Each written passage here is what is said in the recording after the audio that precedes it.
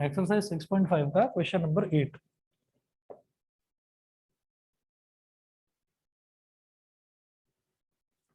यहाँ एक फिगर दे रखी है in figure 6.54 O is a point in the interior of a triangle ABC। तो पहले मैं फिगर बना रहा हूँ। इन्होंने ट्राइंगल थोड़ा टेढ़ा करके बना रखा है, मैं उसको सीधा बना रहा हूँ।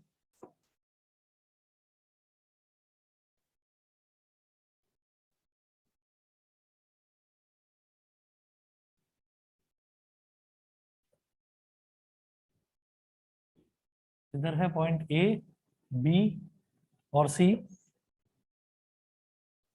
इधर सेंटर में एक पॉइंट है O। O से AB पर परपेंडिकुलर ड्रॉप करा ऐसे। ऐसे ही O से BC पर परपेंडिकुलर ड्रॉप करा ऐसे। और O से AC पर परपेंडिकुलर ड्रॉप करा ये इस तरीके से। इस पॉइंट को इन्होंने बोला है E, ये D है, ये E है और ये है F।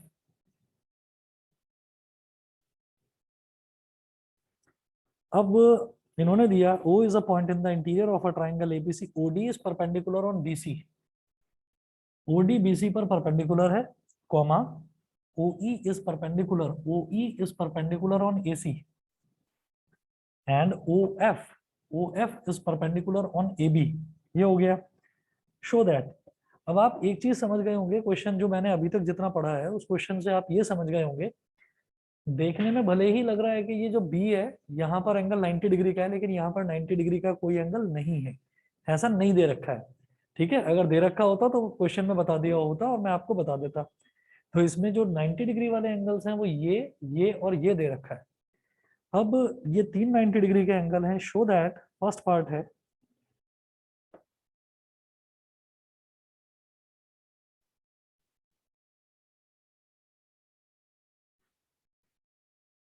show that part first is OA square plus OB square, OA square plus OB square plus OC square, OA square plus OB square plus OC square minus OD square minus OE square minus OF square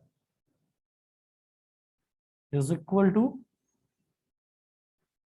AF square plus BD square, AF square plus BD square plus CE square। तो ये prove करना है मुझे first part में। तो यहाँ देखो left hand side में OA स्क्वायर, तो इसका मतलब O को A से ज्वाइन कर दो।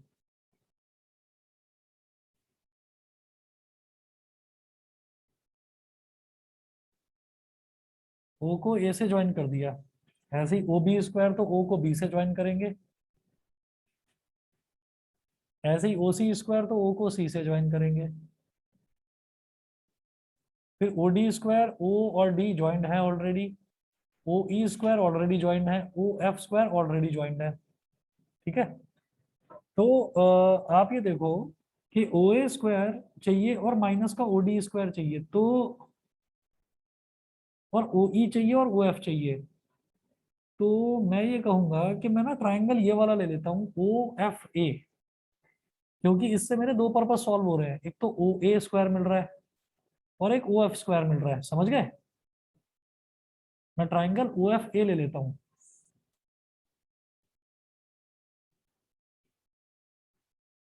इसके सॉल्यूशन में देखिएगा,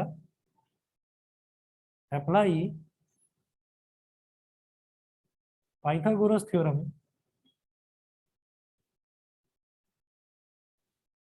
apply Pythagoras theorem in triangle OFA। तो ये थोड़ा सोच सोच कर लेना है कि कौन कौन से साइड्स मेरे को चाहिए, तो मैं कौन सा ट्राइंगल लूँ, ये मेरे को सोचना है। तो मैंने कहा इन ट्राइंगल OFA, तो यहाँ पर हम ये कहेंगे कि OA स्क्वायर क्या है, हाइपोटेन्यूज, ये 90 है, तो बेटा ये भी 90 होगा। तो OA square is equal to OF square plus FA square is equal to OF square plus FA बोल दो या AF बोल दो। OF square plus AF square. अब इस OF स्क्वायर को इधर ले आओ, OA square minus OF square is equal to AF square. ये हो गया इक्वेशन नंबर 1। ये समझ में आ गया बेटा सबको? बताओ। Yes sir. ठीक है जी। इसके बाद देखिएगा,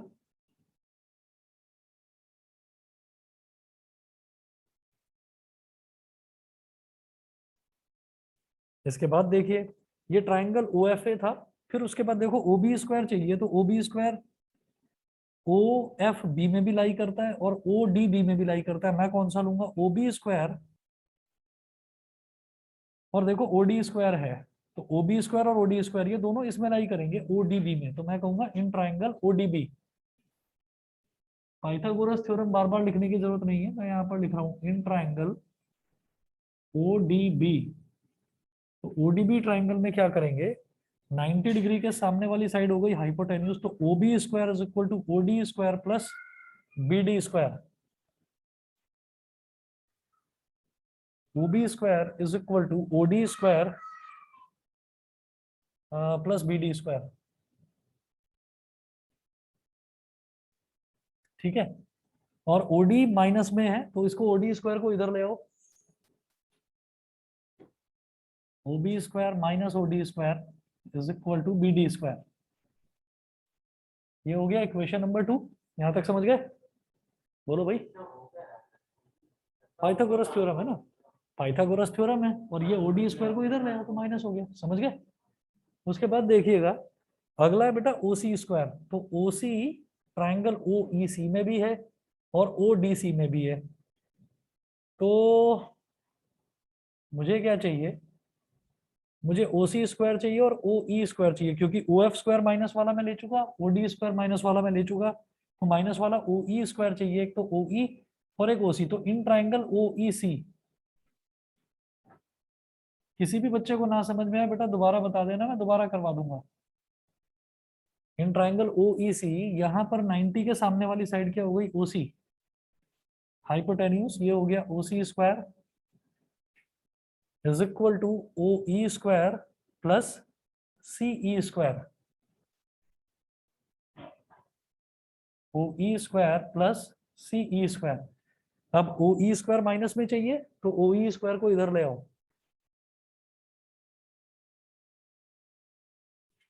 OC square minus OE square is equal to CE square. This is my equation number 3। ये इक्वेशन नंबर 3 हो गया। अब इक्वेशन 1, 2 और 3 तीनों को ऐड कर देंगे। Add equation 1, 2 and 3। इक्वेशन 1, 2 और 3 तीनों को ऐड कर देंगे, तो लेफ्ट हैंड साइड में ऐड होगी इसकी लेफ्ट हैंड साइड, इसकी लेफ्ट हैंड साइड और इसकी लेफ्ट हैंड साइड, तीनों ऐड हो जाएंगी। तो OA square minus OF square, OA square minus OF square plus OB square minus OD square, OB square minus OD square plus OC square minus OE square plus OC square minus OE square. ठीक है, ये add हो गई सारी sides. अब इनकी RHS भी add हो जाएंगी, तो AF square plus BD square plus CE square, AF square plus BD square plus CE square. अब इसमें जितने भी प्लस वाले हैं वो सारे एक जगह रख लो, तो OA स्क्वायर प्लस अगला क्या है प्लस वाला, OB square plus OB square, अगला प्लस वाला क्या है OC स्क्वायर, तो प्लस OC स्क्वायर। फिर माइनस वाले हैं, फिर माइनस वाले क्या है, माइनस का OF स्क्वायर माइनस का OD स्क्वायर और माइनस का OE square is equal to AF square plus BD square plus CE square. यही तो प्रूव करना था। बताइए समझ में आया कि नहीं? Yes sir. ठीक है, योग बताइए क्लियर है? योग, विदिशा, सक्षम, क्लियर है? Yes sir. ठीक है, इंदर बताओ। Yes sir. समझ गए? दिशा, गरिमा, यस सर। ठीक है गरिमा, कौन सी एक्सरसाइज में बता रहे हो डाउट है? सर वही लास्ट वाली 6.5। अच्छा, इसी में क्वेश्चन नंबर 2। ये कैसी आवाज है?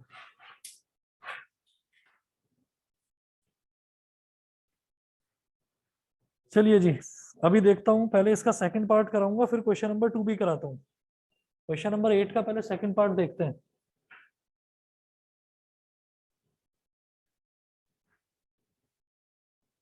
सेकंड पार्ट में देखिएगा क्या प्रूव करना है।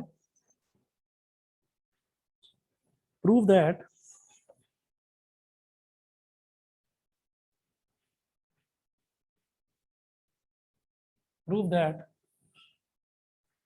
AF स्क्वायर प्लस क्या, समझा नहीं? दो पार्ट्स एनसीईआरटी लाए नहीं हो? चलिए, सेकंड पार्ट है AF square plus BD square, AF square plus BD square plus CE square is equal to AE square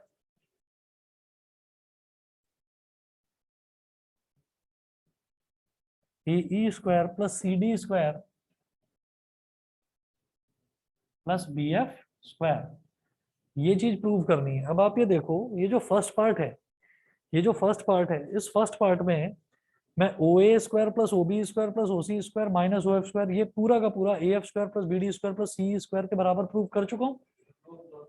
ये तो प्रूव हो गया है। अब AF square plus BD square plus CE square इसके बराबर प्रूव हो जाए, इसके लिए क्या करना होगा देखो।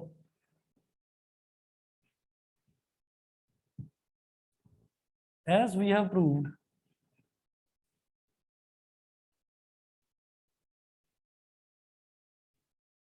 in part first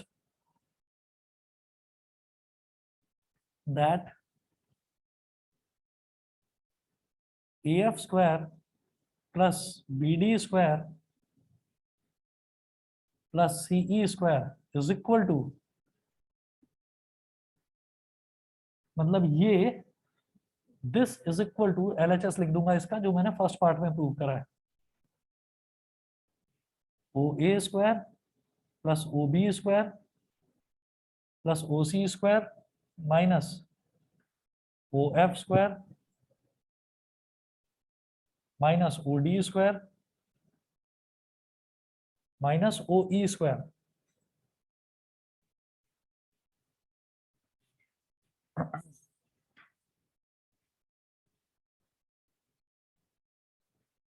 तो अब आप देखो कि यहां से कैसे भी करके ये AF square plus BD square plus CE square is equal to AE CD और BF, कैसे भी करके AE स्क्वायर CD स्क्वायर और BF स्क्वायर बन जाए। कैसे बनेगा, पहले ढूंढो AE स्क्वायर कहां पर है। AE स्क्वायर मिलेगा मुझे केवल एक ट्राइंगल में, वो ट्राइंगल है AEO। AEO तो क्या कह रहे हो, कुछ भी बोल दो आप, OEA बोल दो, समझ में आ गया। AEO। तो अब यहां पर आप देखिएगा कि मुझे चाहिए AE स्क्वायर, तो AE square plus OE square is equal to OA square होगा। तो मैं AE स्क्वायर को क्या बोल सकता हूं, OA square minus OE square. तो आप OA square minus OE square को एक तरफ लिख लो,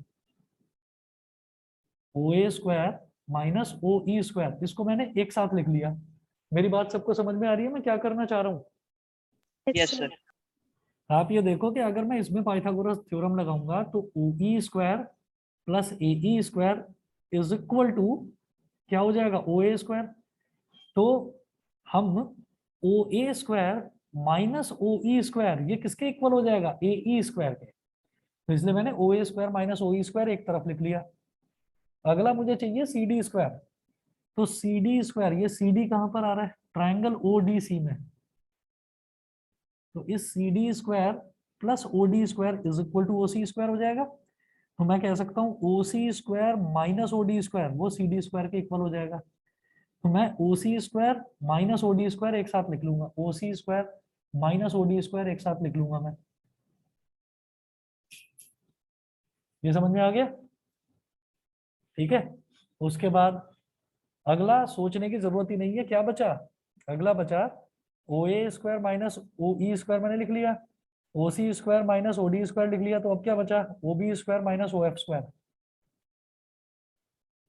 प्लस का O B square minus O F square. ठीक है, यहां पर आप ये कहें in triangle O A square minus O E square, ये कौन सा ट्राइंगल लिया, O E A, O C square minus O D square,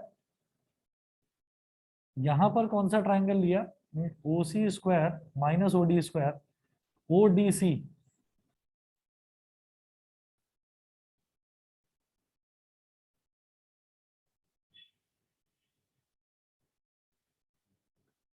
अब O B square minus O B square minus O F square, ये क्या है, ये आपका बी एफ स्क्वायर होगा, कौन सा ट्राइंगल ले लिया, O E O F B, in triangle O F B. तो O A square minus O E square, O A square minus O E square, ये हमारा क्या आ गया था, सीधा सीधा लिखेंगे A E square, O C square minus ये हो गया सी डी स्क्वायर, और ये हो गया बी एफ स्क्वायर। यही चीज प्रूव करनी थी, समझ में आ गया दोनों को। कोई बाकी बताएं बेटा, ऑनलाइन वाले बच्चे सबको क्लियर है, Yes, sir.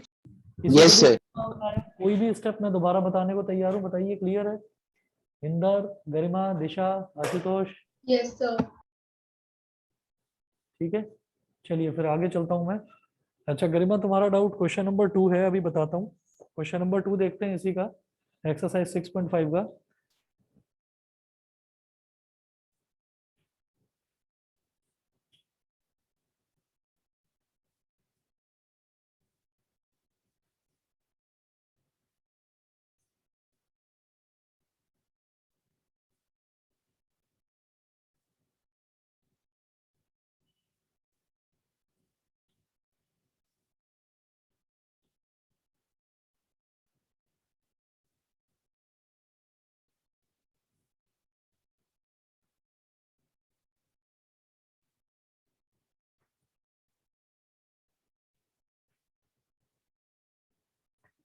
Six point five का क्वेश्चन नंबर 2 देखिए, P Q R is a triangle right angled at P and M is a point on Q R such that P M is perpendicular on Q R. तो P Q R is a triangle right angled at P, पहले P Q R बनाते हैं एक triangle जिसपे right angle P पर बन रहा है।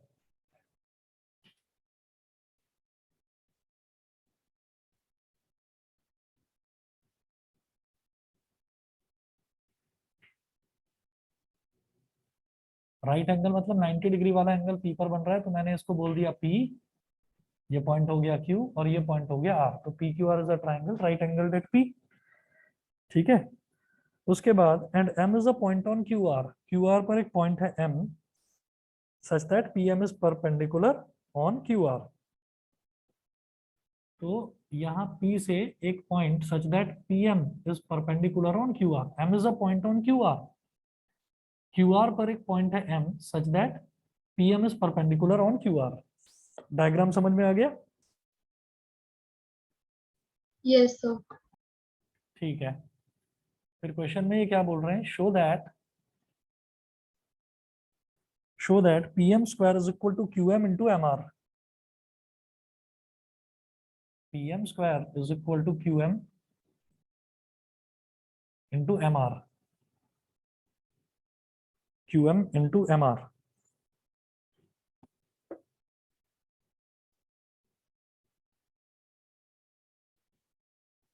अब देखते हैं क्या करना है। PM square is equal to QM into MR, ये हम क्या करेंगे, QM कहाँ पर लाई कर रहा है, देखिए QM लाई कर रहा है इस वाले ट्राइंगल में, छोटे ट्राइंगल में, और MR लाई कर रहा है इस बड़े वाले ट्राइंगल में, ठीक है। और PM इसमें भी लाई, छोटे ट्राइंगल में इसमें भी और इसमें भी, दोनों में लाई कर रहा है। तो मैं कैसे करूं, यहाँ पर PM square is equal to QM into MR, ठीक है, अब जो है ये 90 डिग्री वाला एंगल दोनों में हो गया, एक एंगल। और अगर मैं इसको और इसको सिमिलर भी प्रूव कर दूं तो सिमिलर कैसे होगा? सिमिलर भी आसानी से नहीं हो पाएगा प्रूव। यार तुम दिमाग तो लगा नहीं रहे हो और फालतू बात कर रहे हो।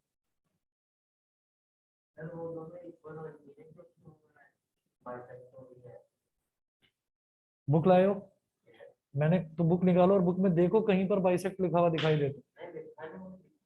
कैसे दिख रहा है? ये कैसी फालतू की बात कर रहे हो? मैं पहले भी बोल रहा हूँ, ना तो ध्यान से क्वेश्चन सुन रहे हो, बुक लाए हो तो निकाल नहीं रहे हो उसको। पहले चीज को ढंग से समझो तब बोलो ना, ऐसे कैसे बोल रहे हो?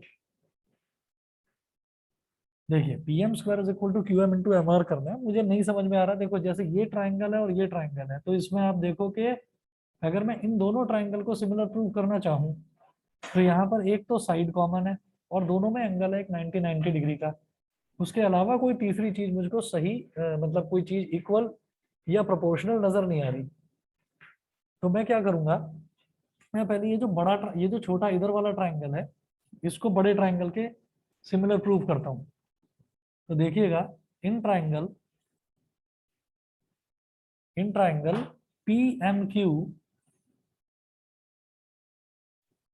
And triangle Q P are,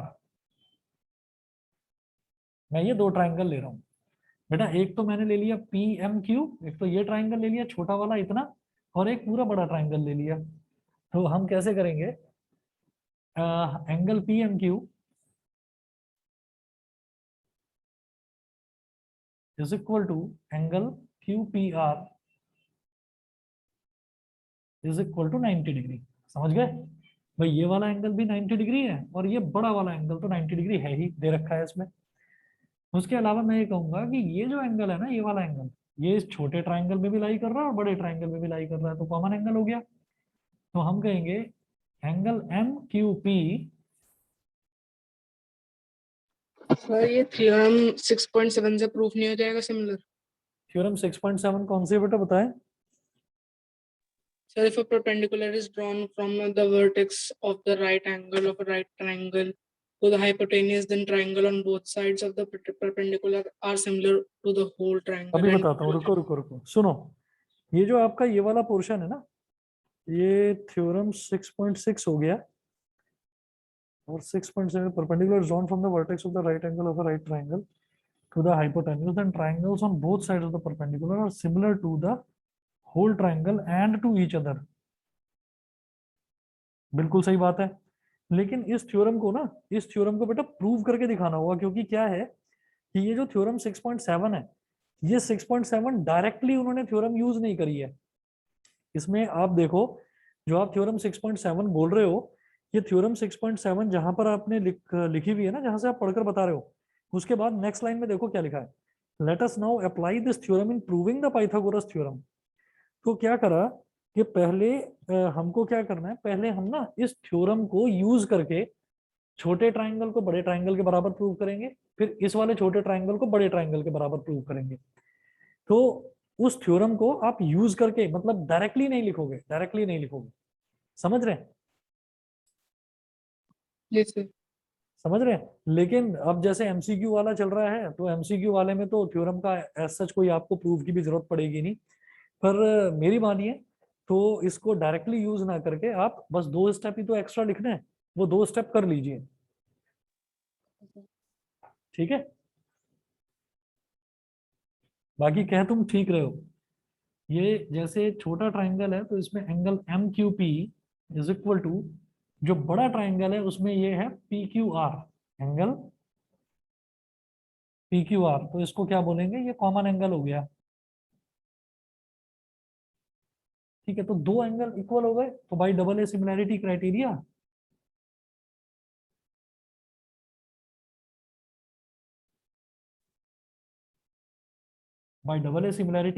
जब हम इसको प्रूव करेंगे तो हमको करेक्ट सीक्वेंस भी पता चल जाएगा।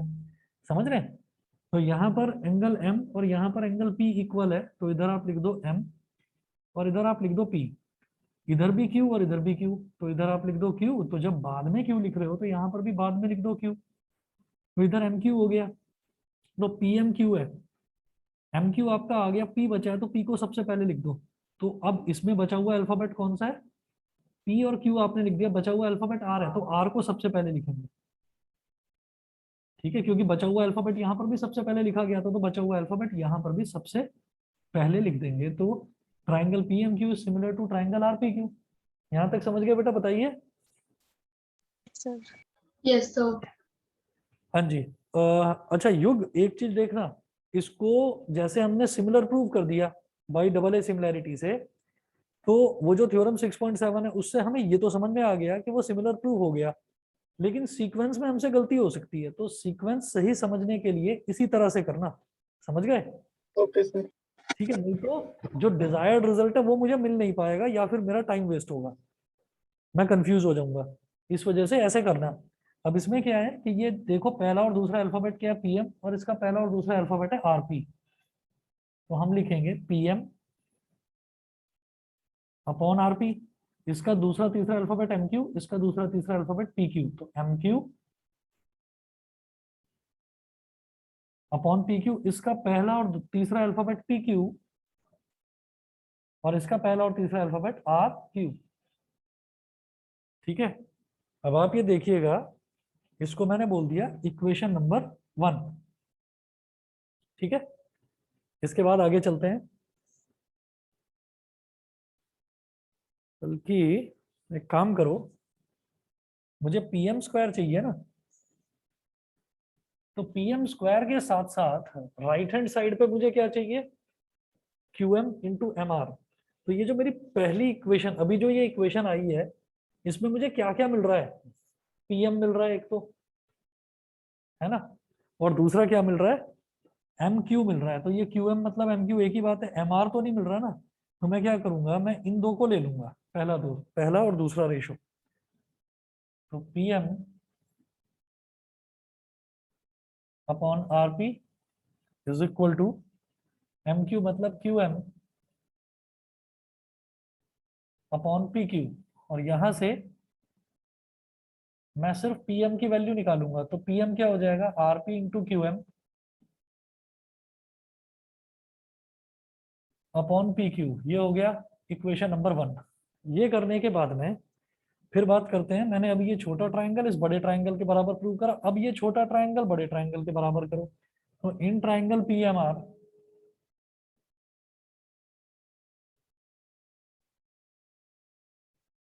इन ट्राइंगल PMR मतलब ये छोटा ट्राइंगल और बड़ा ट्राइंगल एंड ट्राइंगल QPR,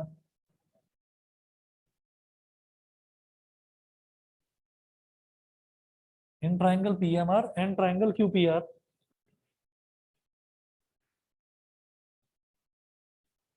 इसमें इसमें आप देखिएगा कि ये ट्राइंगल PMR और QPR की जब मैं बात करूंगा, तो फिर वही इसमें ये 90 डिग्री वाला एंगल है, तो angle PMR is equal to angle QPR is equal to 90 degree, ये हो गया। उसके बाद अब ये जो एंगल है R, ये छोटे ट्राइंगल में भी लाई कर रहा है और बड़े में भी, तो एंगल MRP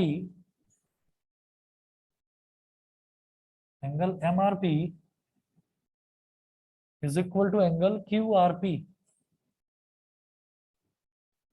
रीजन में लिखें common angle,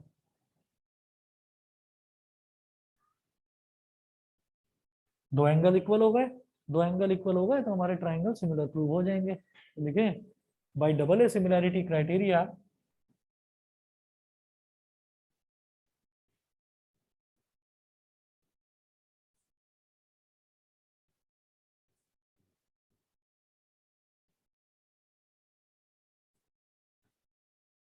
bye double at similarity criteria. अब देखो कौन कौन सा ट्राइंगल, तो ये जो सीक्वेंस मेरे को सही पता चले उसके लिए मैंने इनको सिमिलर प्रूव करा, तो इधर M और इधर P, तो पहले लिखो M और इस तरफ लिखो P, फिर इधर R और इधर भी R, तो बाद में लिख दो R, इधर भी बाद में लिख दो R। अब इसमें क्या अल्फाबेट बचा, P बचा, तो P को लिख दो सबसे पहले, तो यहाँ जो अल्फाबेट बचा उसको भी सबसे पहले लिखना, तो Q बचा तो Q को सबसे पहले लिख दो, तो triangle PMR is similar to triangle QPR। अब पहला दूसरा अल्फाबेट PM, इसका पहला दूसरा अल्फाबेट QP, इसका दूसरा तीसरा अल्फाबेट MR, इसका दूसरा तीसरा अल्फाबेट PR, इसका पहला तीसरा अल्फाबेट PR, इसका पहला तीसरा अल्फाबेट QR। मुझे क्या चाहिए, मैंने जैसे यहां पर देखा था कि PM और QM मुझे मिल गया था, अब PM मिल जाए और MR मिल जाए, तो PM और MR ये यहां पर मिल रहा है, तो इन दो को पकड़ दिया मैंने कहा PM upon QP is equal to MR upon PR। ये है, यहां कर रहा हूं बीच में,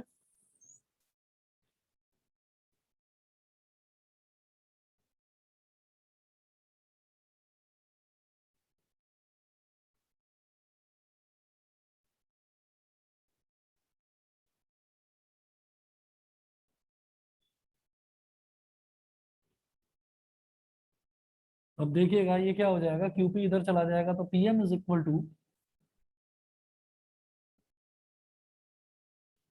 QP इंटू MR, QP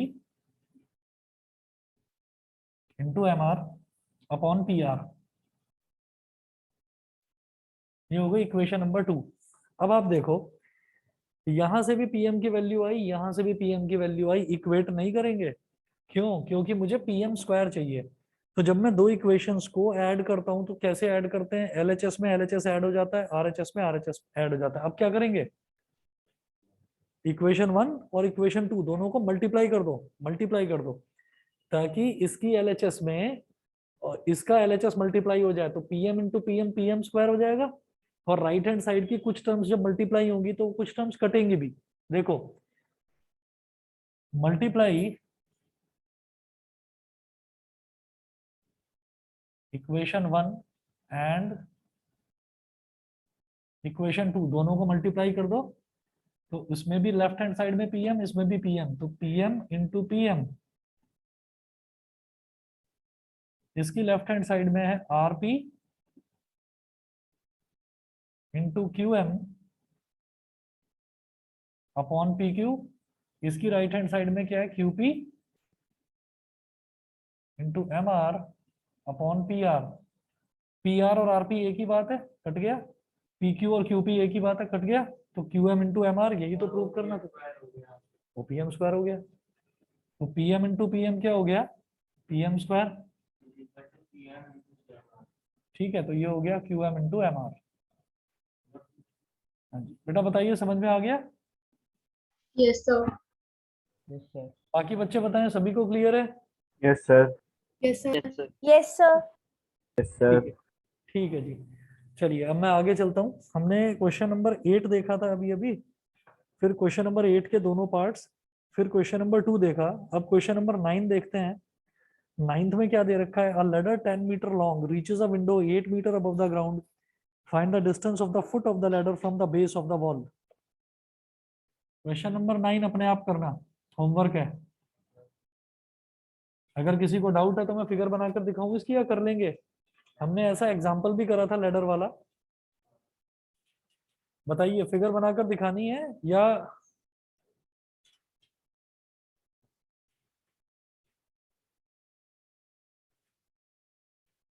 बताइए भाई, कर लेंगे 9th?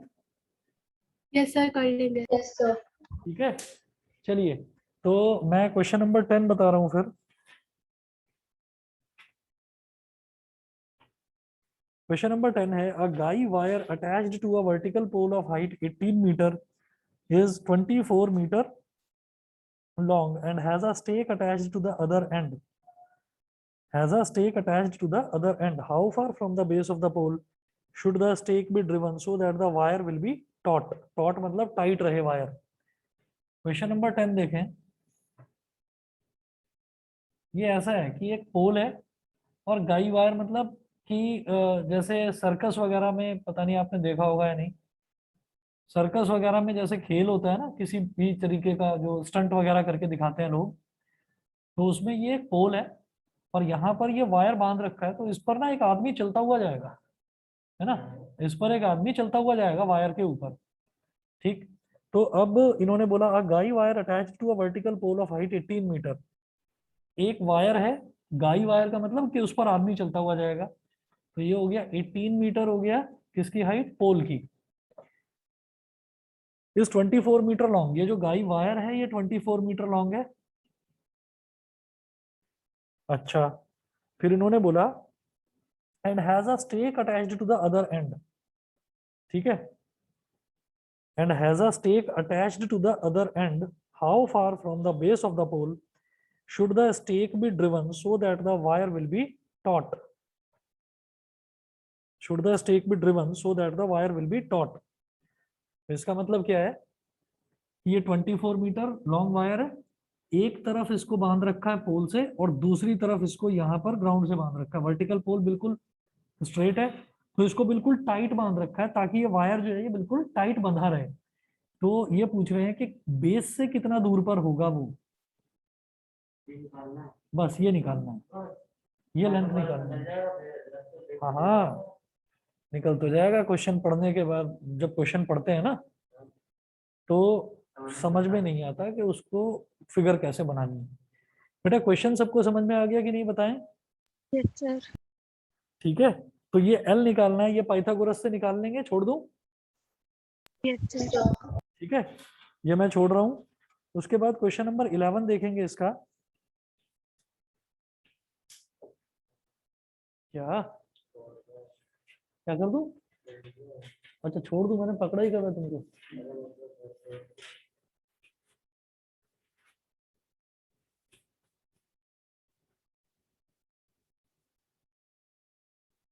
क्वेश्चन नंबर 11 देखिएगा।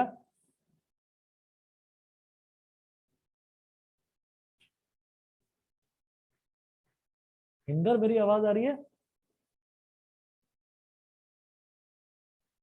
Yes sir. अच्छा चलिए ठीक है, कुछ नहीं, इंदर से बात करूंगा तुम्हारे बारे में। क्वेश्चन नंबर 11 देखिएगा।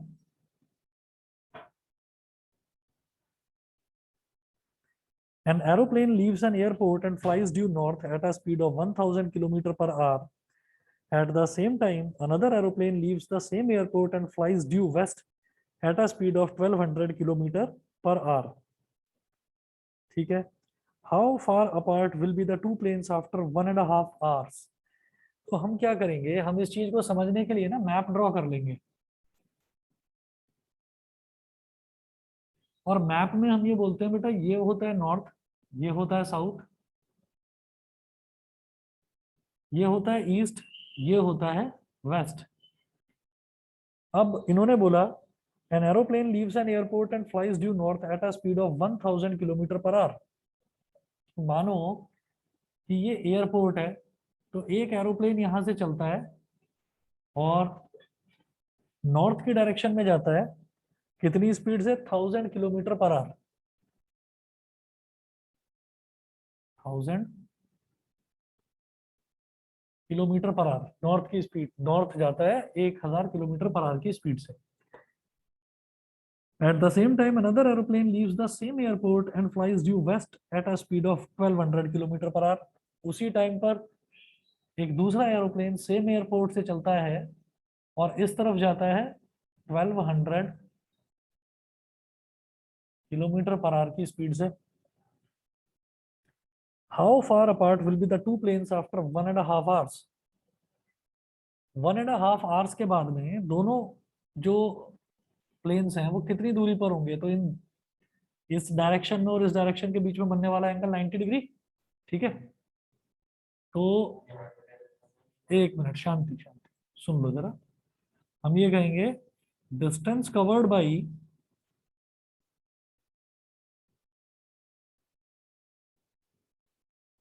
First plane. डिस्टेंस क्या होता है, speed into time. First plane की स्पीड कितनी है, 1000 किलोमीटर पर आवर, और टाइम कितना है, 1.5 आवर। 1:1/2 को क्या बोलेंगे, 3/2। तो ये 500 हो गया, 500 इंटू 3 कितना हो गया, 1500 किलोमीटर। बेटा ये समझ में आया सबको कि नहीं? Yes sir. Distance covered by first plane हो गया ये, अब distance covered by second plane,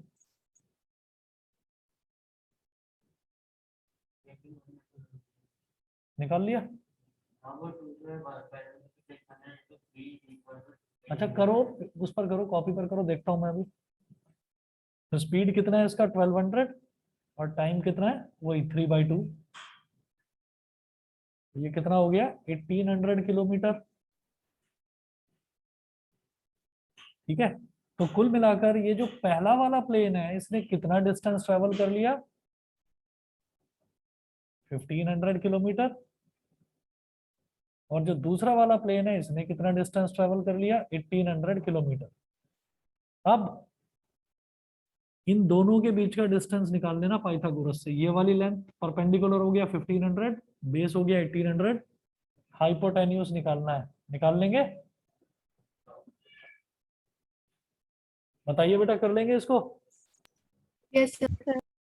ठीक है, अब इसमें ये क्वेश्चन नंबर 9 का मैंने हिंट दिया है, 10 का दिया है, 11 का दिया है, तीनों आप करेंगे, और 12 से लेकर 17 तक ये करिए। मेरी तरफ से चैप्टर कंप्लीट है, लेकिन ये आगे के जो 5 क्वेश्चन है इनमें से 4 क्वेश्चन काफी डिफिकल्ट है, नहीं समझ में आए तो पूछना, एक बार करना इनको ट्राई। ठीक है, और मेरे को होमवर्क करके ना प्लीज भेजा करो, आप लोग भेज ही नहीं रहे हैं होमवर्क करके।